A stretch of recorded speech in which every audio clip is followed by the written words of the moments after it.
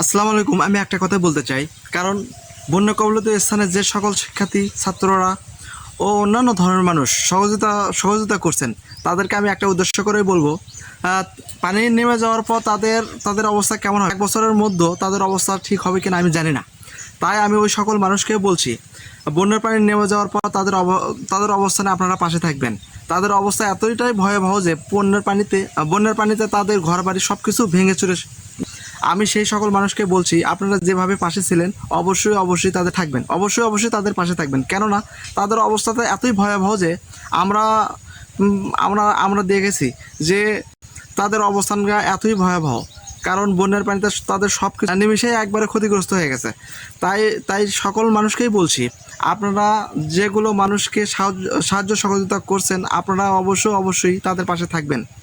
নেমে যাওয়ার পর তাদের নানান ধরনের অসুখে আক্রান্ত হচ্ছে, কারণ চুলকনি এ ধরনের পচা পচা পানির মাধ্যমেই তাদের শরীরে নানান ধরনের ঘা সৃষ্টি হচ্ছে। আপনারা বিশেষ করে এই বর্তমানে আপনারা বিশেষ করে ওষুধটা বেশি সরবরাহ করবেন, কেননা এই পচা পানির মাধ্যমে তাদের হাতে পায়ে সব ধরনের রোগ সৃষ্টি হচ্ছে। চুলকানি, বেশিরভাগ অ্যালার্জি, অ্যালার্জিতেও নানান ধরনের অসুখ সৃষ্টি হচ্ছে। আপনারা ওষুধটা বেশিভাবে নিয়ে যাবেন, কেননা স্যালাইন থেকে শুরু করে সব ধরনের যে তাদের ঘর বাড়ি সব কিছু একবারে কারো একবারে ঘর বাড়ি ভেঙে চুরে একবার শেষ হয়ে গেছে। শেষ হয়ে যাওয়ার পরে তাদের অবস্থান এখন খুবই ভয়াবহ অবস্থানে আছে। আপনারা যেভাবে তাদের সহযোগিতার মাধ্যমটা দেখিয়েছেন, এভাবে পাশে থাকবেন, কেননা তাদের শেষ অবস্থানেও আপনারা পাশে থাকবেন।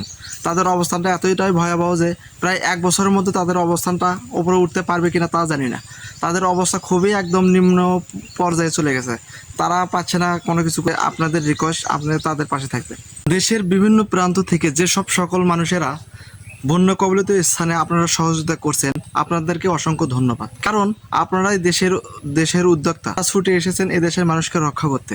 তাই আপনাদেরকে বিশেষ অনুরোধ জানাচ্ছি যে বন্যার পানি নেমে যাওয়ার পর আপনারা বিশেষভাবে তাদের পাশে থাকবেন, কেননা তাদের বিশেষ প্রয়োজন। তাদের অবস্থানটা এতটাই ভয়াবহ যে তাদের থাকার জায়গা থেকে শুরু করে সব ধরনের জায়গা তারা পাবে না কোথাও থাকতে। তাদের অবস্থান এখন খুবই ভয়াবহ অবস্থানে আছে। আপনারা যেভাবে তাদের সহযোগিতার মাধ্যমটা দেখিয়েছেন, এভাবে পাশে থাকবেন, কেননা তাদের শেষ অবস্থানেও আপনারা, যাদের টিনের বাড়ি ঘর, তাদের অবস্থানটা এতটাই ভয়াবহ হবে যে তাদের থাকার শুদ্ধ জায়গা হবে না।